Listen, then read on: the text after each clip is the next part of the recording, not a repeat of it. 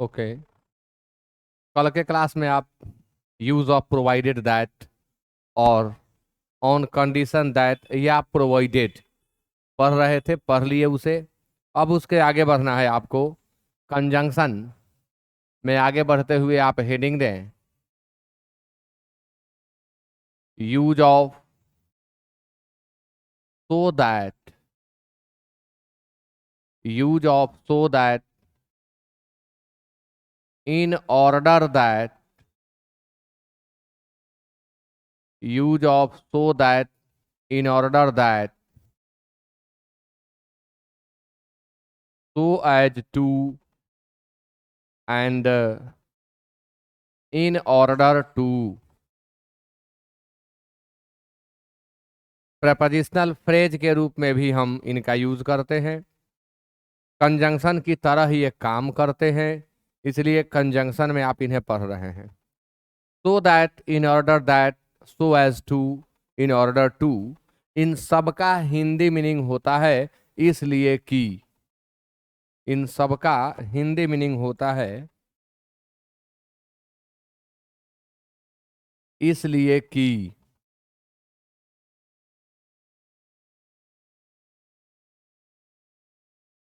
दूसरा हिंदी इसका ताकि। जी हाँ, ताकि दूसरा हिंदी इसका होता है ताकि।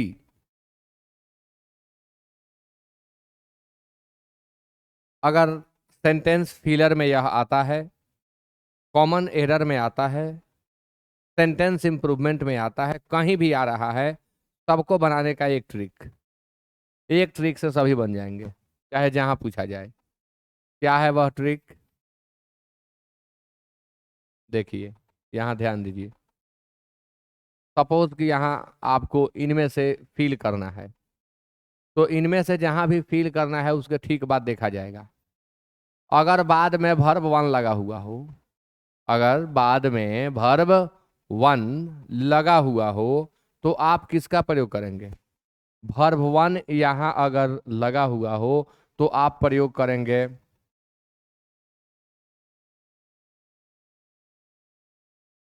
इन ऑर्डर टू का, या सो एज टू का। इसी का दूसरा पार्ट है कि ब्लैंक है और ब्लैंक के बाद सब्जेक्ट है, फिर मे या माइट है। ये भी फिक्स्ड है कि मे या माइट ही होगा। तो जब सब्जेक्ट हो, मे या माइट हो, तब इसमें आपको फिल करना होगा सो दैट या इन ऑर्डर दैट। नोट करें आप।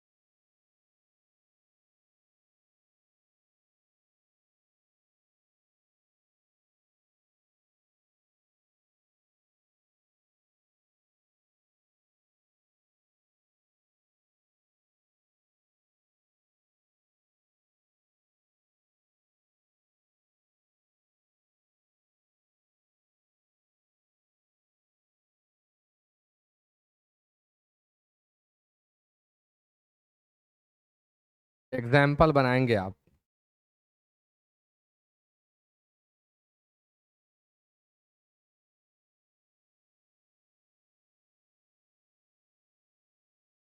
She works hard dash get a good job.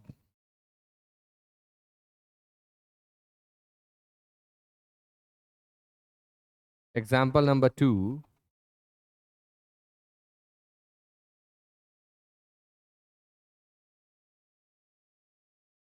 She works hard dash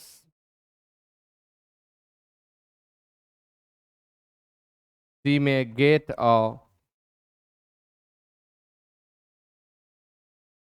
good job. She may get a good job.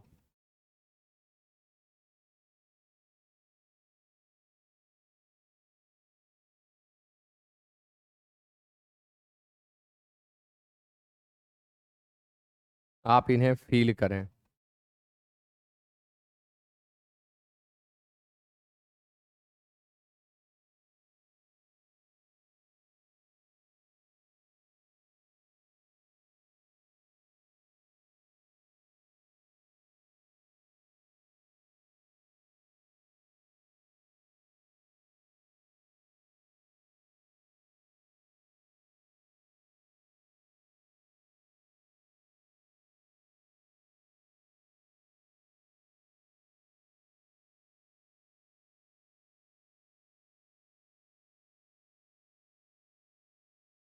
हो गया।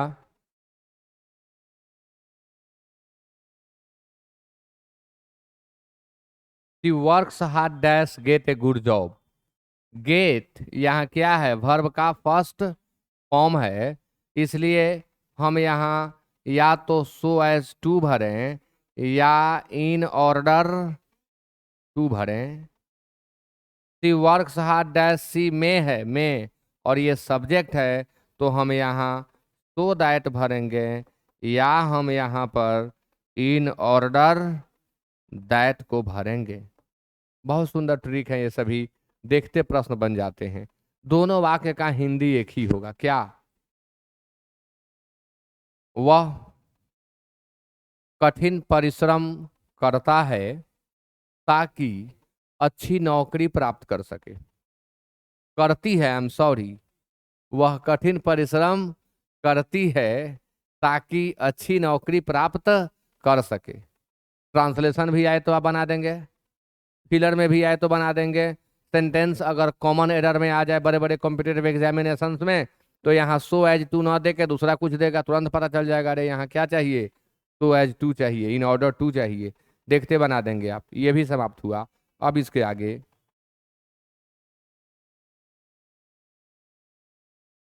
Use of लेस्ट।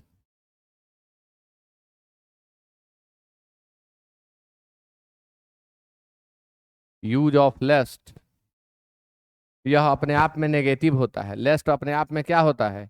नेगेटिव। इसका हिंदी होता है कहीं या कहीं ऐसा न हो। कहीं या कहीं ऐसा न हो, मॉडल वर्ब के अंतर्गत भी आप लेस्ट का प्रयोग पढ़े होंगे। पढ़े होंगे आप लेस्ट। कहीं या कहीं ऐसा न हो, लेस्ट। इस पर कॉमन एरर भी दिया जाता है, और क्या ट्रिक है आपको बताता हूं, कैसे इस पर आने वाले क्वेश्चन को आप इजीली सॉल्व करेंगे। देखिए इसका ट्रिक।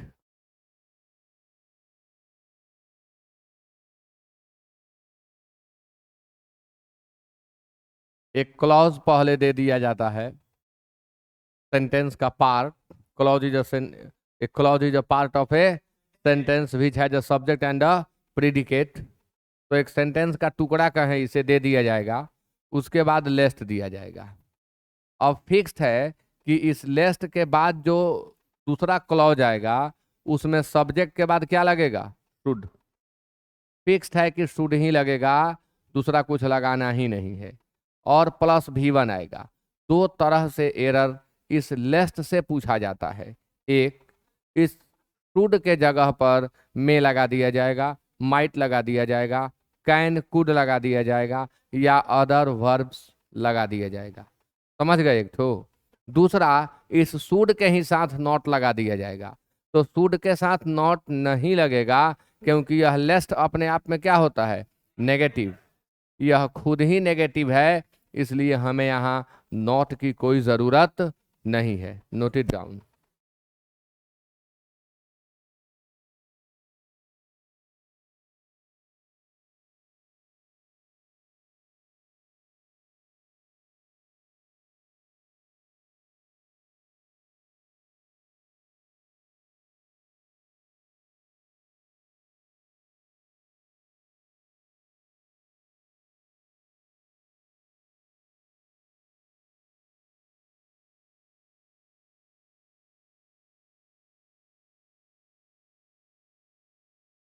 एक ट्रांसलेशन बनाएं आप लोग।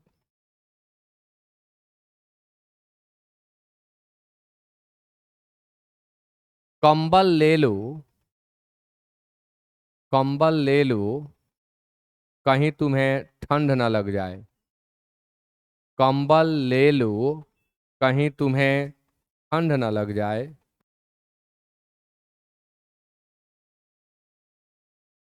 ट्रांसलेट करिए। कंबल ले लो, कहीं तुम्हें ठंड न लग जाए।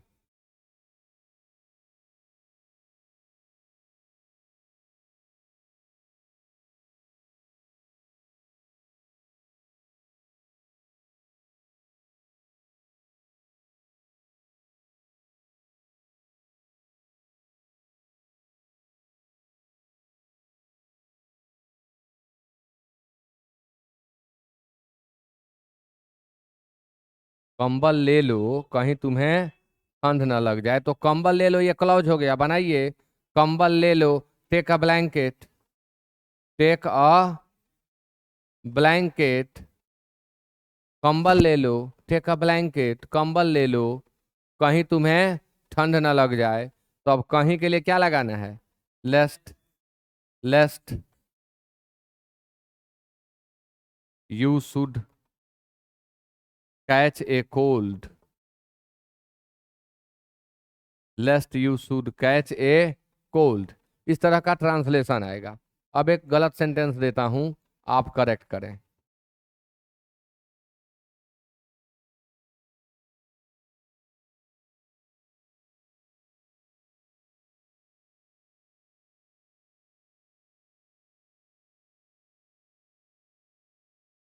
Work hard lest you may not fail, work hard lest you may not fail, work hard lest you may not fail, work hard lest you may not fail.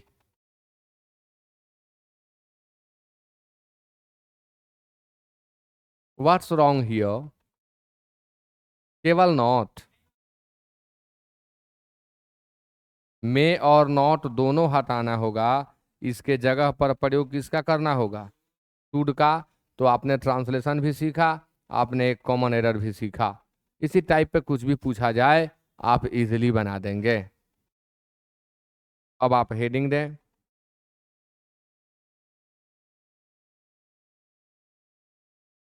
Use of, use of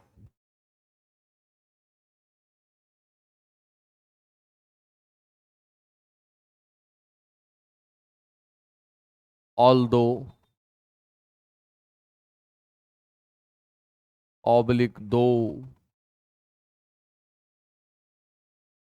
and yet, use of although oblique though and yet. जानना है आपको कि although, दो और yet के प्रयोग में difference क्या है। ऐसे इनमें अर्थ के आधार पर डिफरेंस नहीं करेंगे हम लोग। अर्थ होगा हालांकि, अर्थ होगा यद्यपि, और अर्थ होगा फिर भी।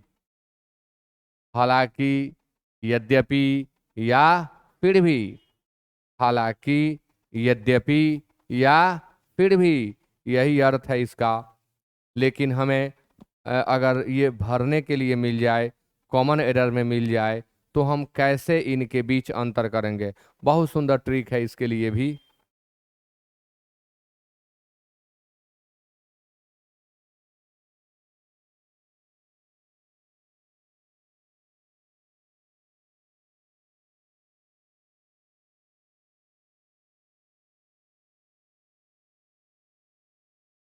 ऑल्दो या दो, ऑल्दो या दो का प्रयोग हम वहां करते हैं जहां बाद वाला पार्ट जैसे यहाँ हमें भरने को मिल जाए और इसके बाद वाला पार्ट अफर्मेटिव सेंस का हो, इसके बाद वाले पार्ट का सेंस अफर्मेटिव हो, तो हम दो या ऑल्दो भरते हैं, इन दोनों में कोई अंतर नहीं है। और यदि बाद वाला पार्ट नेगेटिव हो, नेगेटिव सेंस का हो, तो हम येट भरते हैं। हालांकि कभी कभी ये दोनों यूज हो जाते हैं एक दूसरे के स्थान पर। मैं तब की बात आपको बता रहा हूं जब ऑप्शन में आपको ये दोनों दिखाई पड़े, ऑल्दो भी दिखाई पड़े और येट भी दिखाई पड़े, तो किसी एक को ही फील करना होगा। और वह एक क्या होगा, मैं यहाँ आपको ट्रिक से बताया। बाद का सेंटेंस नेगेटिव सेंस का हो तो येट लगा दें, और बाद वाला पार्ट पॉजिटिव सेंस का हो, अफर्मेटिव सेंस का हो, तो आप ऑल्दो या दो का प्रयोग कर दें। Example,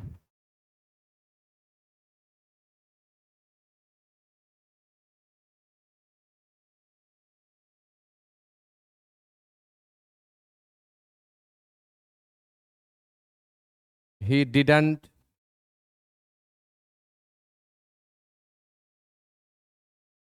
walk fast dash he reached there,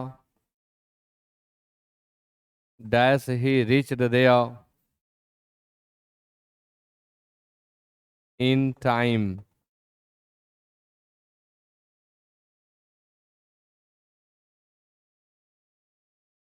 number दो,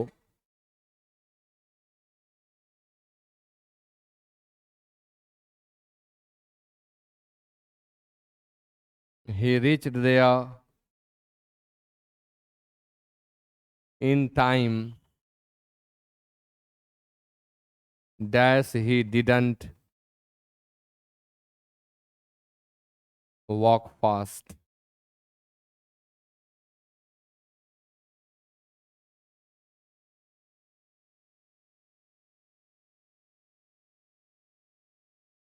बनाया जाए।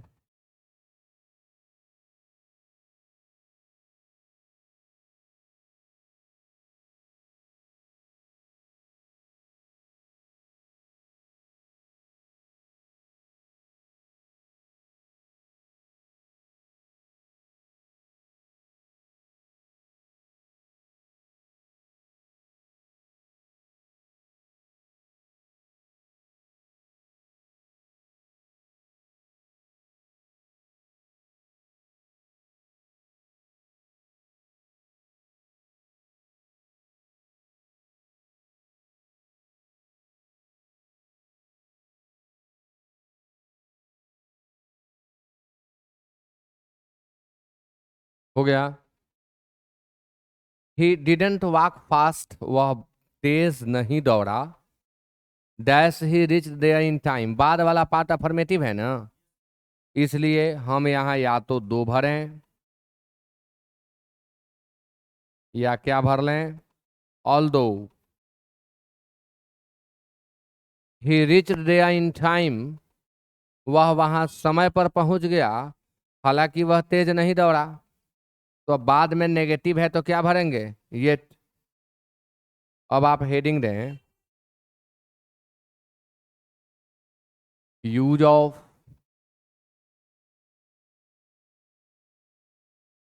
owing to,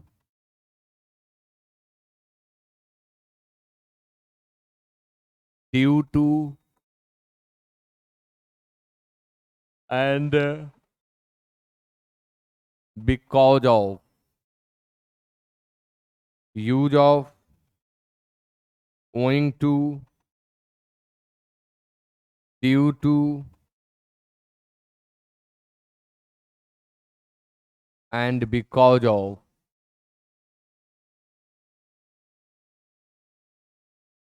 owing to, due to and because of, इन सभी का हिंदी एक ही होता है, के कारण या के चलते। इन सब का हिंदी होता है के कारण या के चलते। हिंदी में कोई अंतर नहीं होता है, प्रयोग में भी अंग्रेजी के कुछ विद्वानों के अनुसार कोई अंतर नहीं है, बट कुछ लोगों के अनुसार अंतर है। मैं आपको सारी बात बताने जा रहा हूं, पहले इसे जल्दी नोट कर लें।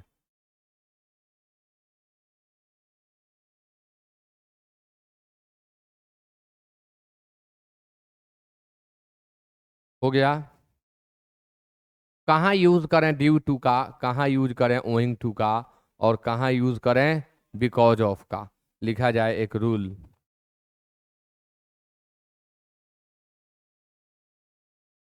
ओइंग टू तथा बिकॉज ऑफ का प्रयोग, ओइंग टू तथा बिकॉज ऑफ का प्रयोग, ओइंग टू तथा बिकॉज ऑफ का प्रयोग,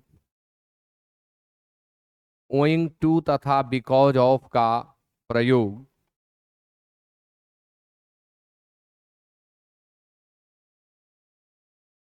वाक्य के प्रारंभ में, वाक्य के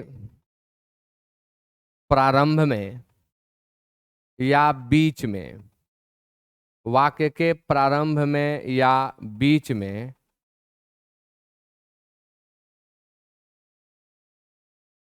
कहीं भी किया जा सकता है, कहीं भी किया जा सकता है।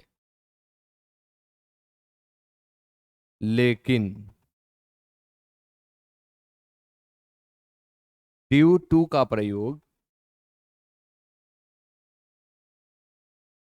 लेकिन ड्यू टू का प्रयोग वाक्य के प्रारंभ में करने से परहेज करना चाहिए।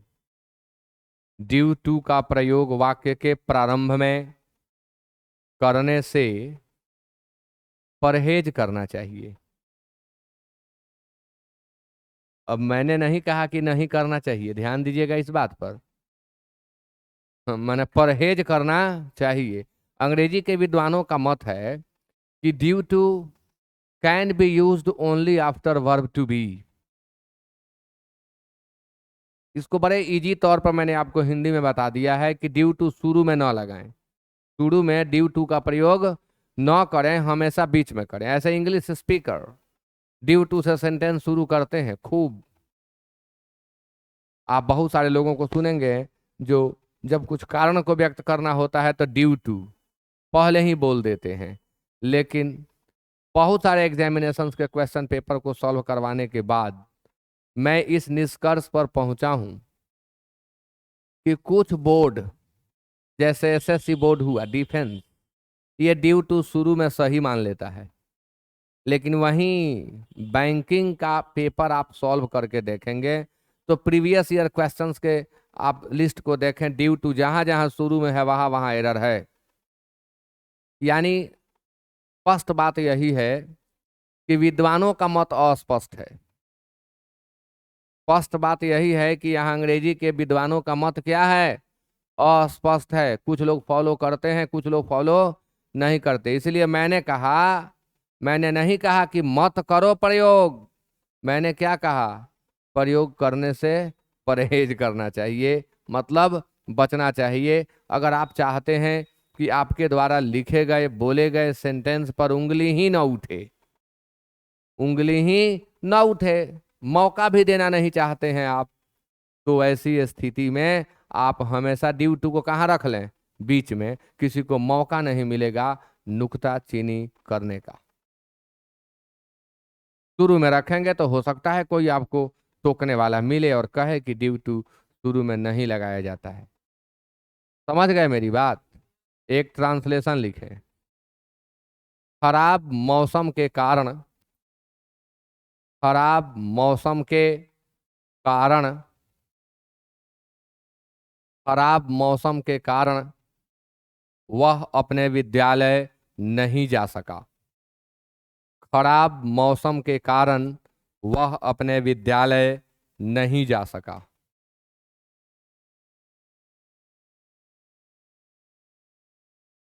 खराब मौसम के कारण वह अपने विद्यालय नहीं जा सका। ट्रांसलेट करें आप लोग।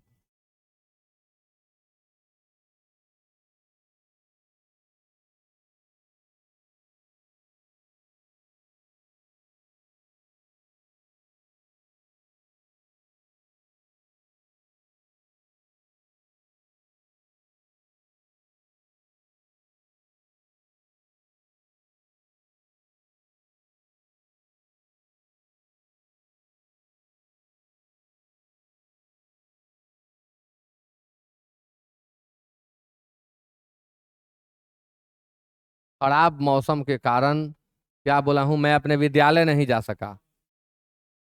वह अपने विद्यालय नहीं जा सका। बनाएंगे इसे हम owing to, owing to oblique because of,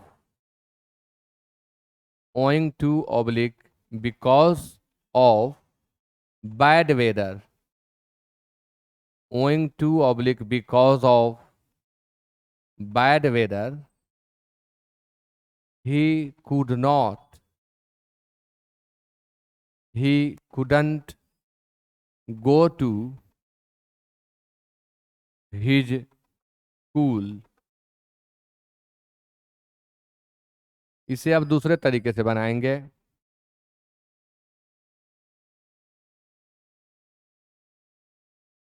He couldn't go to his school, he couldn't go to his school। अपने विद्यालय है ना, तो हिज लगेगा ही।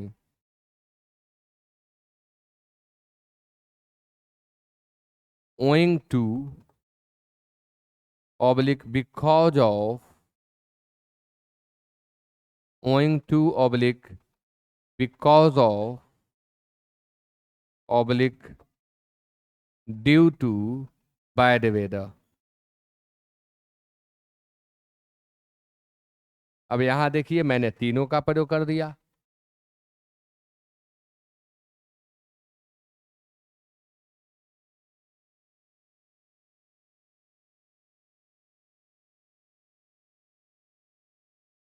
owing to,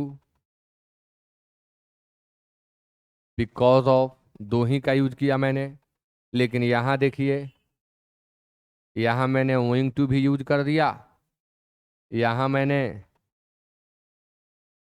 बिकॉज ऑफ का यूज भी कर दिया, और यहाँ ड्यू टू का यूज भी कर दिया। क्योंकि सेंटेंस के बीच में यूज करने की बात है, तो जब सेंटेंस के बीच में यूज करना हो तब आप owing to, due to, because of सबका यूज करें। शुरू में आप ड्यू टू का प्रयोग करने से बचें, यही आपकी कोशिश होनी चाहिए as a good learner of English. Clear? अब ये बड़ा हीरो बन रहा है, ओइंग टू बिकॉज ऑफ कहीं भी लग जा रहा है, एक जगह ये भी जीरो हो जाएगा। एक ऐसा जगह आने वाला है जहां ये सब क्या हो जाएंगे, जीरो। वो कौन सा जगह है, लिख लिया इसे। अगर सेंटेंस में लैक ऑफ लगा हो, या आपको लैक ऑफ लगा करके बोलना हो, सेंटेंस में लैक ऑफ लगा हो या आपको लैक ऑफ लगा करके सेंटेंस फॉर्म करना हो, तो वैसी स्थिति में सिर्फ फॉर लगेगा। Because of, owing to, due to सब गलत हो जाएंगे, और आपको सिर्फ क्या लगाना पड़ेगा, फॉर। सब हीरोबाजी यहाँ के निकल गया। लैक ऑफ मतलब की कमी, की कमी।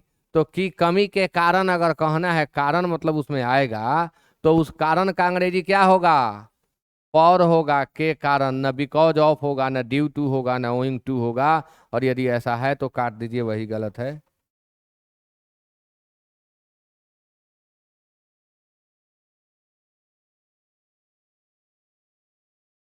हाँ, क्यों नहीं। Because of, owing to, because of, owing to, due to,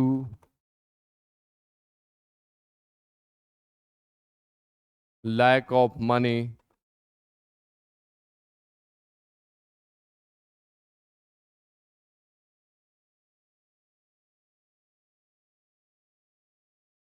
he couldn't get proper treatment।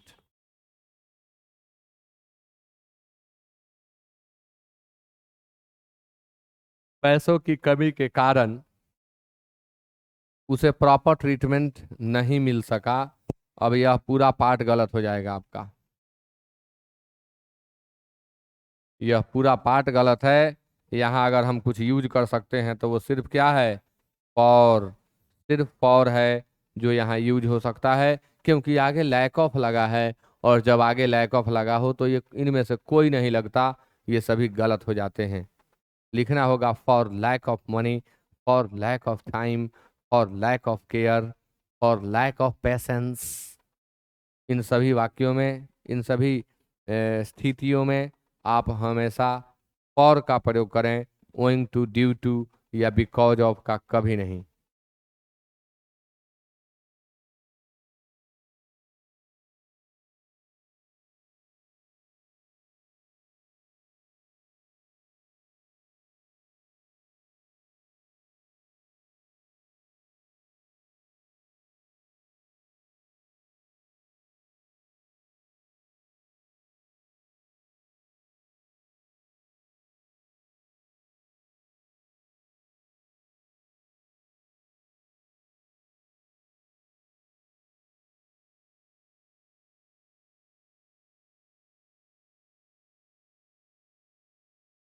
हो गया? हो गया जी। अभी उतार रहे हैं लोग।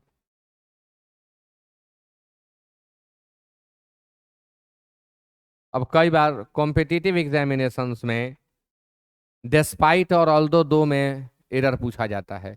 तो पहले तो डेस्पाइट इन स्पाइट ऑफ के प्रयोग को जान लेना होगा और तब हम कंपैरिजन करेंगे। दो ऑल्दो आप जान लिए हैं, दो ऑल्दो का प्रयोग हम यद्यपि, हालांकि या फिर भी के अर्थ में करते हैं। डेस्पाइट का प्रयोग किस रूप में करते हैं जी?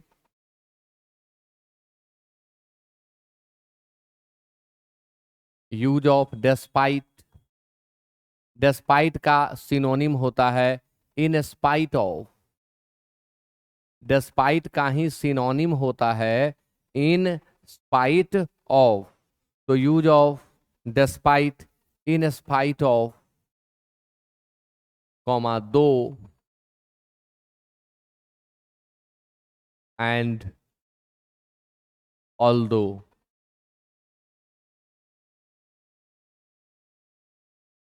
पढ़े हैं ना?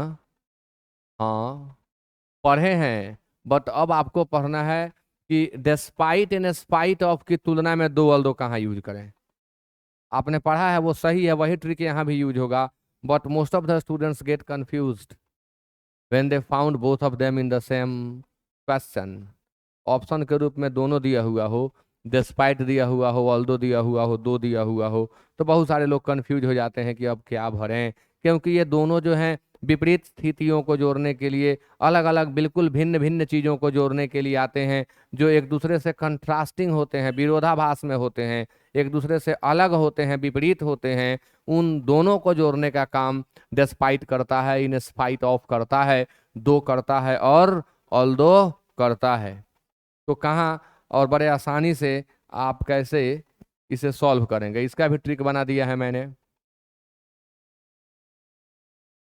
अंग्रेजी में इतना रिसर्च कर दिया हूँ, अंग्रेजी ग्रामर में इतना रिसर्च कर दिया हूँ कि अगर इस पर कोई पकड़ बनाए तो वो कहीं बैठेगा, सबसे ज़्यादा नंबर अंग्रेजी में आएगा। बाकी जितने विषय हैं उनमें सबसे ज़्यादा नंबर किस में आएगा? इंग्लिश में। बट ये डिपेंड करता है स्टूडेंट के ऊपर, इसमें से कितना रख पाता है अपने इस खोपड़ी में, कितना यूज कर पाता है। अब जैसे आपके पास, सपोज कि आपके पास कपड़ा 10 सेट है, कोई आयरन नहीं है, कोई कहीं फटा हुआ है, किसी का कहीं सियन छोड़ दिया है, हैं? किसी का बटन टूटा हुआ है, तब तो सब नहीं है के बराबर है। इसका मतलब क्या हुआ कि आपके पास है ही नहीं। क्या हुआ 10-20 रखने से? कहीं पहन के जाना है तो ये गड़बड़ है, वो गड़बड़ है, वो गड़बड़ है। तो पढ़ लिए बहुत सारा, बट याद कुछ है नहीं, तो भी कोई फायदा नहीं है। 25 ठो डॉक्टर से दिखा लीजिए, टॉप क्लास के डॉक्टर से, और रोज सुबह शाम उसका प्रेस्क्रिप्शन देखिए केवल, ये रोग ठीक नहीं हो रहा। तो दवा खाना पड़ेगा ना, हजम करना पड़ेगा दवा को, वैसे ही इसको हजम करना पड़ेगा आप। अब इसके लिए क्या ट्रिक है? डिस्पाइट और इन स्पाइट ऑफ, ये जहां भी यूज होते हैं, ये जहां भी यूज होते हैं, इनके बाद सब्जेक्ट नहीं रहता है। इनके ठीक बाद सब्जेक्ट नहीं रहता है और इनका हिंदी होता है के बावजूद। लेकिन जब हम यूज करते हैं ऑल्दो का, जब हम यूज करते हैं दो का, ऑल्दो या दो का, तो इनके ठीक बाद हमेशा क्या रहता है? सब्जेक्ट। इनका हिंदी होता है सॉरी, इनका हिंदी होता है के बावजूद, के बावजूद या के रहते हुए भी, के बावजूद या के रहते हुए भी। और इनका हिंदी यद्यपि, हालांकि, फिर भी, जो कि हम पहले बता चुके हैं आपको, नोट किया जाए।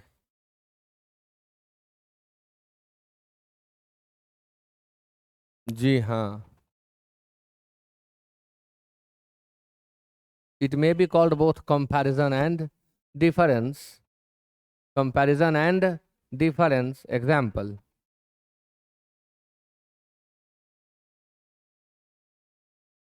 dash hard work, dash hard work,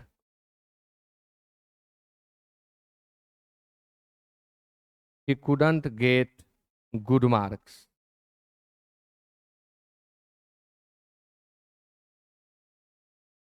Next,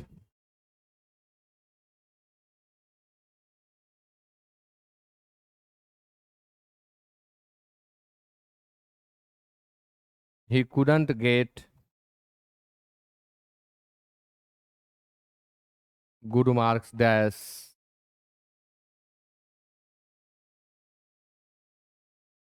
he was laborious, dash he was laborious. आप फील करें इन्हें।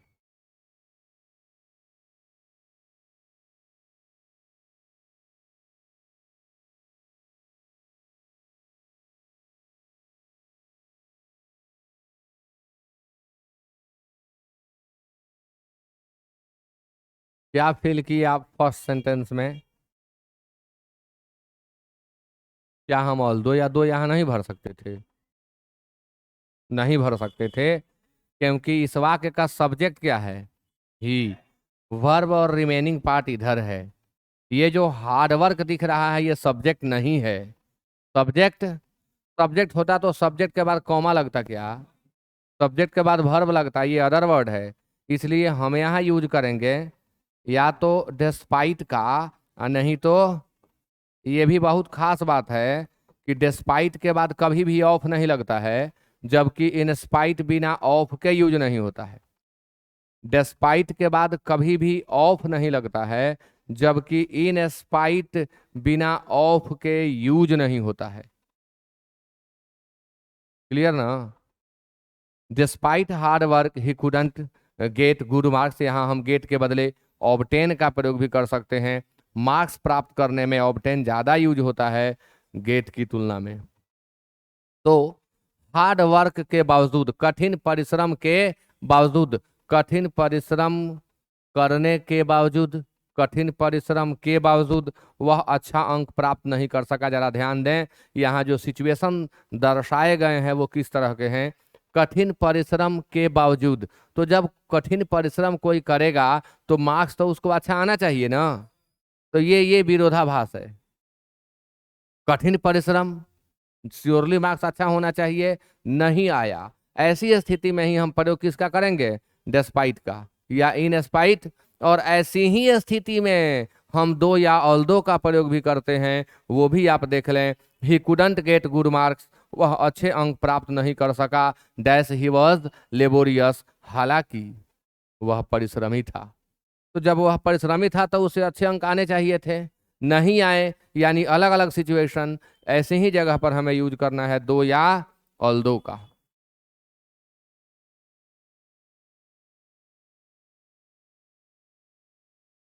क्लियर? आज का क्लास इसी के साथ समाप्त। अभी और कुछ चीजें बाकी हैं कंजंक्शन में।